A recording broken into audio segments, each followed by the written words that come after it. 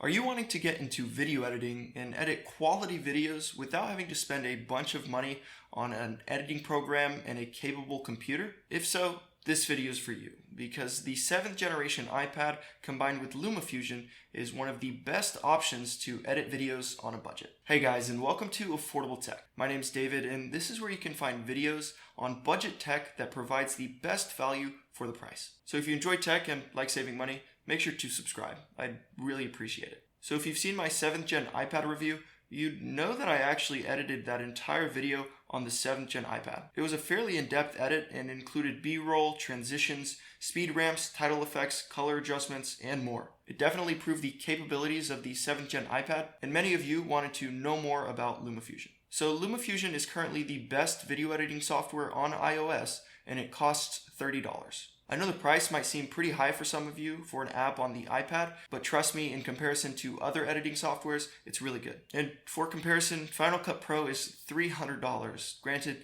there's a lot more features, it's a lot more in depth, but LumaFusion is basically a dumbed down version of that. Having the flexibility to create great quality videos on this budget tablet is incredible. So the purpose of this video is for those of you with little to no experience with content creation and would like to get an understanding and start editing your first few videos. I really won't go into extreme depth, I just want to make it as realistic as possible for new editors to grasp and implement. At the end of the guide, I'll be editing a short version of a previous video I've made just to provide a typical example of what my personal workflow would look like. So let's get into it. It's a loading screen, and here we can go ahead and create our first project.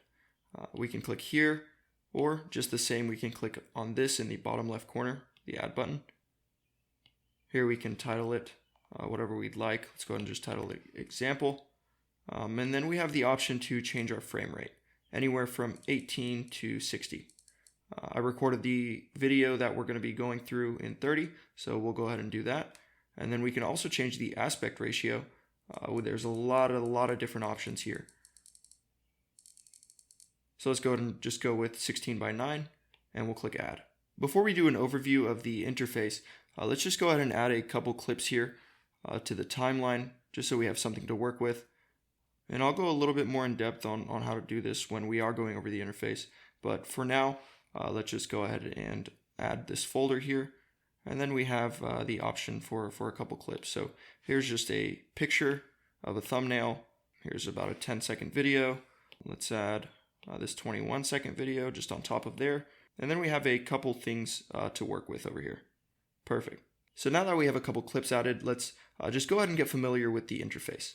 So starting in this bottom right corner, we have the settings button, which is also the help button. If you press and hold, it'll give you information on pretty much everything on the screen. So that's a really helpful feature if you're looking for something in specific. Clicking on the settings, we can see that there's a couple different menus to choose from. Here in the settings menu, these are the current project settings, what we chose at the beginning.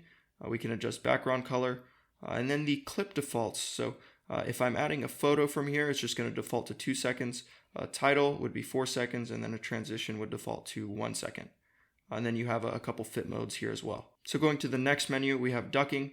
If you're a beginner, you really don't need to worry about this at all. So let's just go ahead and move on to preferences. And here we can see what new project defaults are. Frame rate 30, landscape 16:9. And then we have the option to choose what number of projects we want backups for. So we can just change this from 3 to 14, whatever we want. We'll go ahead and keep it at 3. Next, we have the user interface. Here's options for clip style. It goes from normal, no icon. As you can see, the icon went away. And then if we put no waveform, as you can see, the waveform on the videos went away. So those are just a couple options that we have. I'm going to go ahead and leave it on normal for now. And then I also have show touches turned on, which allows you to see where I'm clicking. I'm going to go ahead and keep that on just so you guys can see a little bit better. And then we have reverse frame step gestures, and then more advanced settings. So this will be a setting that you might need to mess with. So if we have fastest turned on, what it does is it renders this very quickly, but in low quality.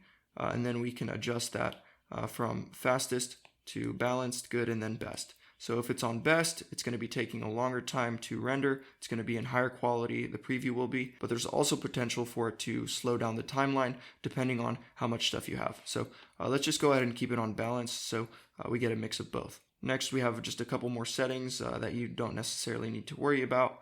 And then we'll go ahead and move on to the next one, which is cleanup. Here we can clean up files if we want to, or reset to default settings. And then the last tab, we have help. There's a couple of options there if you're stuck and you're needing some help. The next thing we have in the bottom right corner is this, and this is the share and export. This is where we're able, once we're done with the video, we can export it, save it to photos. We can also upload to YouTube. And we have a couple other destination options that we can choose from. So it's pretty versatile in those regards. Also, in terms of the layout, we can actually adjust the layout. They have about 6 different options. The default is this, but there's just a couple more options if you're interested. So let's go ahead and go back to default. Next, let's go ahead and focus on the preview area. You can double tap to make it full screen, double tap once again to go back to how it was. And then you have info here, which gives you the info on specific clips. It'll tell you the aspect ratio of them, the length, and a couple of other things. That's useful if you're looking through your files and just want some information on them. Let's go ahead and tap back here to preview our storyline. We can then add a marker with this button right here. So let's say we need to get some B-roll, so we can just title it whatever we need. And then we can also adjust the color that we'd like that marker to be. And then whenever we're going through, we can always click back on that marker and go straight to that. So that's pretty useful. Here we have reverse and forward and play. If you hold this, it'll actually just go frame by frame if you're looking to get to a specific frame. Same thing with forwards. Obviously, when you click play, it plays. And then if you hold play and then move to the left or right, you can fast forward or go in reverse at a specific frame rate that you'd like. Tapping either one of these will bring you to the beginning or the end of the next clip. So here we have the undo and redo buttons. So let's say we were to move this clip just a little bit. We can click undo and it'll bring it back to where it was. You can undo or redo any changes that you make. Also here you can actually see pretty much a preview of your entire storyline and then just swipe or scrub through this at your convenience. Next, let's just go ahead and get familiar with the file and sources area. If we tap back, that'll bring us here. And then if we click on this, we actually have a couple different options to choose from. So let's say we wanted to pull straight from our photos. We have all our albums here, videos, all photos and videos, and so on. The next option would be from files. And like I said here, we can add a link to a folder. So let's say on your files app, you made a folder specifically that you guys have some footage on. You can just click on that, click done, and then it'll basically link to that folder. So anything that you put in that folder or take out of that folder, it'll show up right here. The next one we have is imported. So these are imported. It could either be files. This is how you import media sources. You have a couple different options to choose from. You can import them straight from your files, OneDrive, Google Drive, Dropbox, Box, and you can add and edit sources. So let's go back here and click back on this folder.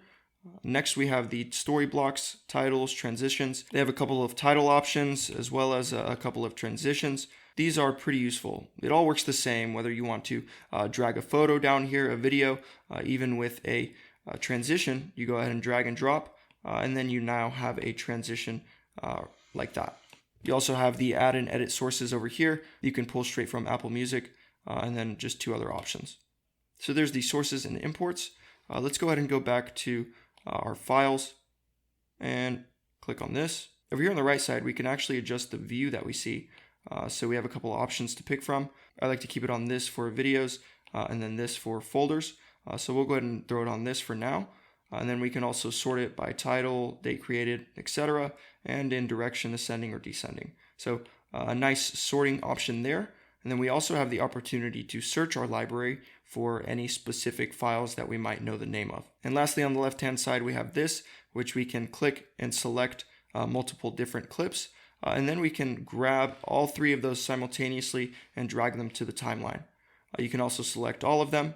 And then there's also this option right here. So let's say we selected a clip. We can put a marker on it basically that allows us to see, let's say we have a couple of different B-roll options that are all within the same category, and then others that are not. We can color them how we'd like. And as you can see here, there's actually a check mark for the files that have been used in the timeline. So for instance, if I were to delete this clip, that check mark would now go away. So that's really useful to know what clips you've used and what you have not. Also, what's pretty neat is that if you have one of these clips selected, you can go ahead and adjust the time length just by dragging these yellow brackets. And then another option right here comes up, and that sends it down to the timeline. So let's go ahead and click that. And there you go. So let's undo that, and let's go ahead and continue on to the timeline. So as you can see, the timeline has this center line running right down the middle, and this is basically your cursor slash selector. So if we were to zoom in here, which you can do on the timeline, you can just pinch and zoom. That way we can see each one of these individual areas is going to be a single frame. So if we're to move one by one, we can see the options right here. So one frame at a time, that's what it looks like. And then if we double tap, we can go ahead and zoom back out to the entire timeline and then zoom into our preference. The center line is where we'll be cutting clips, which I'll get to in just a second. So you can actually add up to 6 layers of visual footage and then also an additional 6 layers of audio. So in total, you could potentially have up to 12 layers. So scrubbing through the timeline is actually very smooth. Even with a lot of in-depth footage, you're able to get a pretty consistent and smooth scrub through without any lag or drops. I love the scrubbing on this and the fact that you can pinch to zoom. That's just a really convenient feature overall. So if you have a clip selected, you can actually expand it or shorten it from the beginning or the end by dragging just like that. And then the tool that you're going to most likely use the most is going to be this scissors. So this just cuts it and then it cuts that clip into 2. Just know that if you have no clip selected, it'll cut through the whole timeline. If you have a specific clip selected, it'll cut through just that one.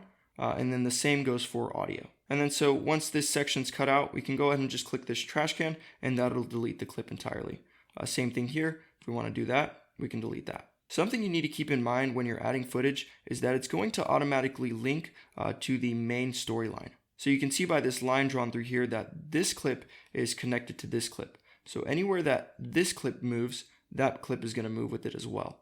So that's something to keep in mind. Let's say you want to keep this here, but you do want to delete this. If you were to do so, it would delete the one on top. So let's undo that. And then what we could do is we could unlink this from here. Or let's say we had multiple clips and some audio linked to this as well. Instead of unlinking both of these, we can just click on this and it'll unlink it from both of them. And then to relink them, you just click it again.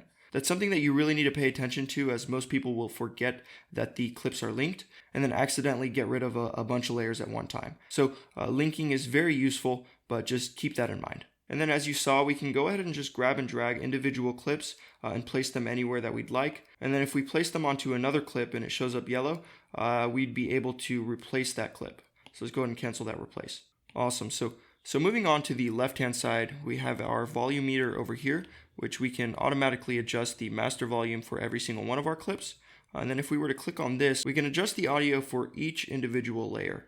That's really useful. And if you tap on that, you'll go ahead and mute it all at once. Then if we click on this, we have a couple different options here. We can go ahead and lock layers. That way we're not able to damage it or cut it in any way. We can go ahead and unlink entire layers. And then we can also hide layers. So you can see what's underneath if you have a couple layers stacked up. Awesome. So unclicking both of those. The next feature in regards to the timeline is if you were to double click a clip, that opens up this whole new window to where we have a bunch of different options that we can go through. So firstly, on this left one, we have frame and fit. So we can actually just adjust the frame on this. We can size and position it however we'd like. They have a couple of different preset frames where we can either make it a little window like that. Whatever we'd like, there's a couple different options here. And then you can also do that on your own with the keyframing. I won't really get into keyframing in this video. That's just something that I'll most likely go over in another video. So yeah, over here we can just go ahead and crop, size, and fit it however we'd like and make very tiny adjustments however needed. So that's really useful. The next option over here is speed and reverse. So we can actually go ahead and speed up this clip up to 6 times and then bring it all the way down to that. We can see we have the option to reverse the clip. When it's reversed, we still have the option to speed up or slow down. The next setting we have is we can see the audio waveform for this clip in specific. So we can actually drag and go through each individual frame. And then just to show you an example of what keyframing would look like, let's say we add a keyframe over here, and then we add another one just right over here. We can actually drag the audio down.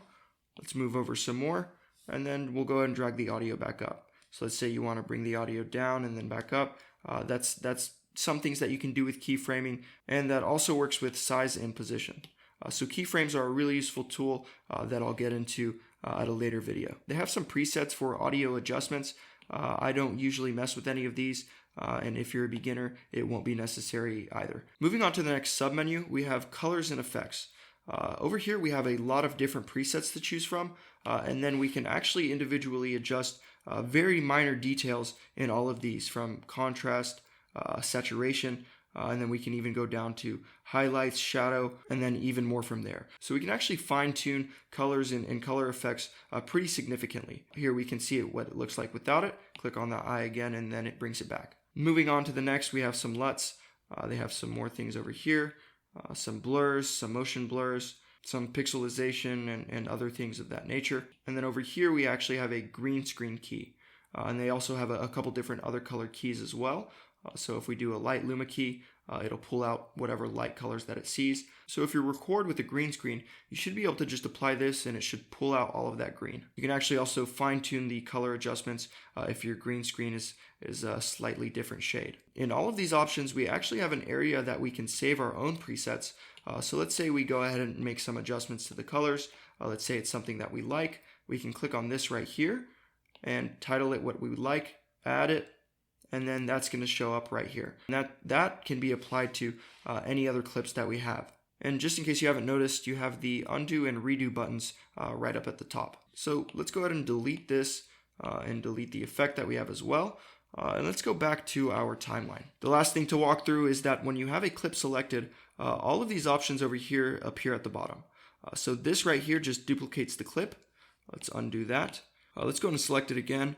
And then this option right here separates the audio from this video. So that way, if you have a clip that you want to pull audio from, but you have this entire layer muted, you can select that. The audio will come down on its own. This one right here is the link and unlink that you saw before. The pencil icon just pulls up the options screen again. And then over here, we basically have just a dumbed down version of the menu we just saw. So remember when we save that colors effect, this is it right here. So you can see we can just apply that adjustment. If we go to right here, we can click on that, apply that adjustment. And the same goes for if you click on a video clip, you can apply the adjustment. You can also add some motions right here, and then you can easily access the audio effects as well. Let's go ahead and get out of that. This next option is going to be your clipboard. So if you have a clip selected and you click copy, you can go ahead and copy all of the attributes of that one clip in specific. And then if you go to another clip, you can go ahead and paste individual attributes. So let's say I just wanted to place the resizing. I can do that just like that. Let's undo it. Let's say I want all of them. I can do it just like that. So it's really awesome that you have the option to adjust what attributes you'd like to be pasting. And then the last thing we'll look at is this add button. So we can go ahead and just add a voiceover directly to our timeline.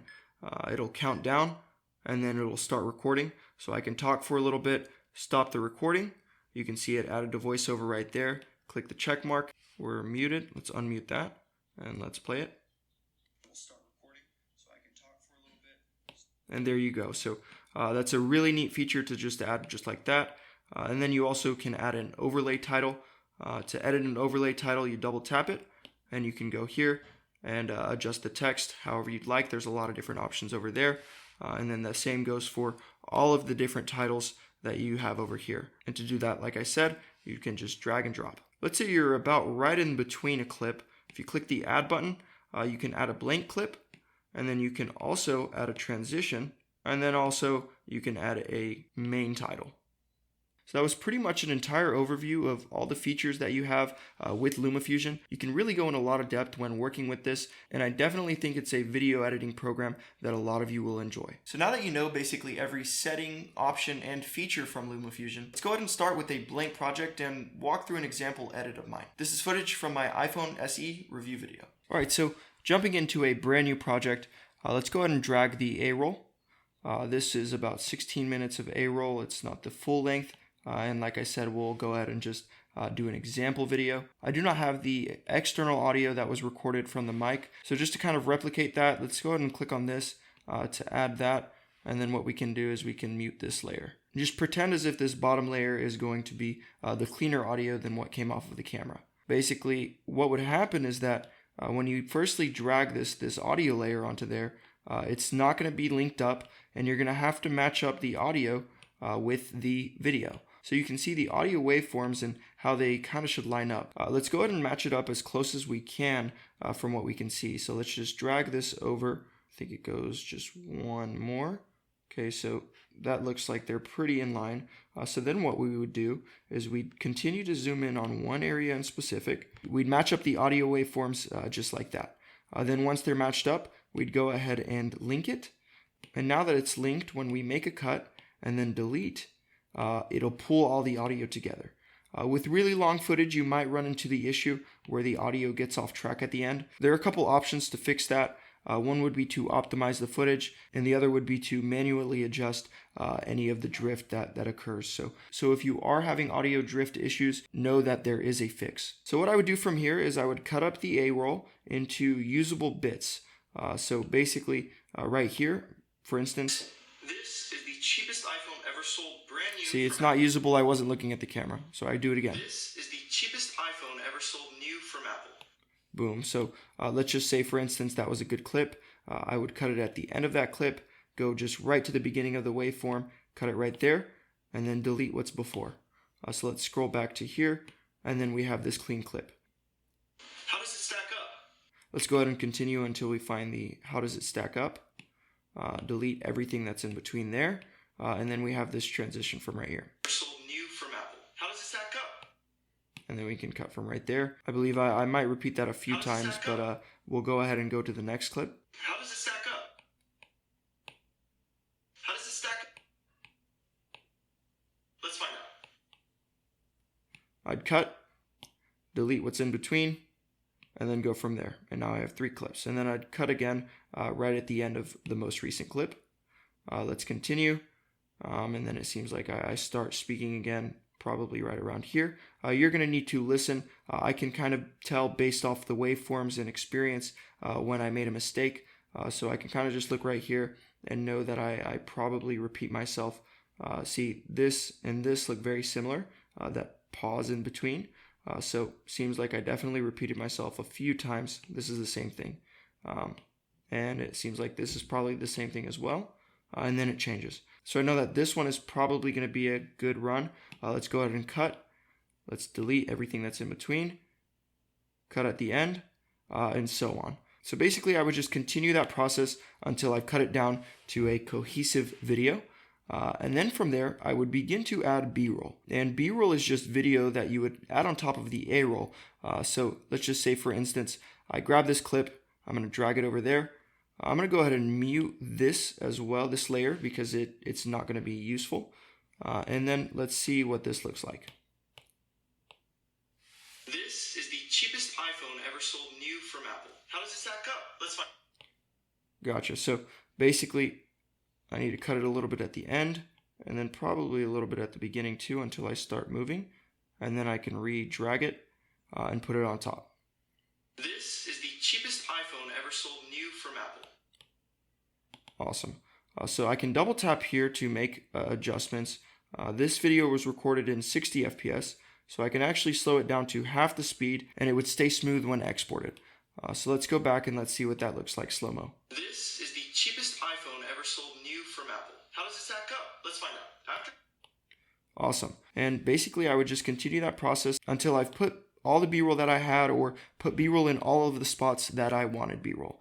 So for instance, when I'm talking about the camera lens, I would grab this clip and I would throw it there. I'd probably cut it to something like that. And then maybe a couple more seconds, but then you know there's some B-roll of the camera lens. And then for instance, if I'm talking about gaming, I can look through here, drag this if I see this is the area that I want, and then I can just drag this clip down over wherever I need it to go.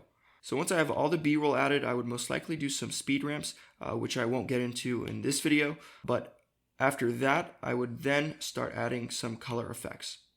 So for colors, let's just go ahead and click on original and then add our own effects. So let's say we add a little bit of contrast. Let's add about 0.10 saturation, 0.20 vibrance, and then let's subtract a little bit of the red, and then maybe cool the picture down a little bit. I'll go more in depth in another video as to what I typically change exactly, but for now, this should be fine. So that's before, this is after. Definitely added some nice colors to it, added some contrast, darkness. I like it. So what we can do, we can add this effect, save it as a preset, click add, and then for every other B-roll clip that I have, we can go ahead and paste our effect 1, and then if we need to make any adjustments to that, we will. And then for the A-roll, I would basically do the same thing, just adjust the colors to my liking, maybe add a little bit of brightness, a little bit of contrast, some saturation, some more vibrance. I'm going to bring down highlights to about 0.9, and then we'll bring down shadows a little bit as well. Let's pull out just a little bit of red. Let's add just a little bit of warmness. And then you have a couple more options, but for now, I think from before and after, I think that looks just fine. We'll add that preset. We'll title it face, and we'll add it. Done. So instead of having to click on each clip and then adding it just like that, what I would usually do is add the colors and effects to the A-roll before I start cutting it up. That's going to definitely save you a lot of time because LumaFusion does not have a multi-clip select option as of the moment. So then I would go to all of the A-roll. Instead of clicking on this and then having to click on one of these, I can go ahead and just copy the attributes, and then for any other A-roll that I have, I can go over here and adjust it to where it's only colors and click paste. And then for each clip that I have of A-roll, I can paste it just like that. And same goes for any B-roll. What I would do, I would go over here, I could copy just the colors, and then I could go to right here and then paste them. Just the same. Let's add just another clip of B-roll just to see what the color difference does as well. Once again, let's go ahead and paste just the colors. And there we go. So from that point, once I have everything completed, what I would then do is watch it through at least once and then go over here. If I feel the video is completely finished and ready to be uploaded, I'd export it as a movie. I'd save it to my photos. I could adjust the resolution right here. So let's save it as in 1080p. We can adjust the frame rate, and then we can adjust the video quality. Extreme is 50 megabytes per second.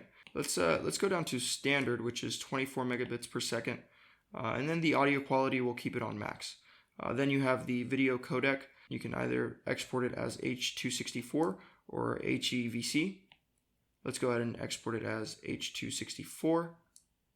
And then we can decide whether we want to include video only or video and audio. And then we can choose the file format. There's MP4 and MOV.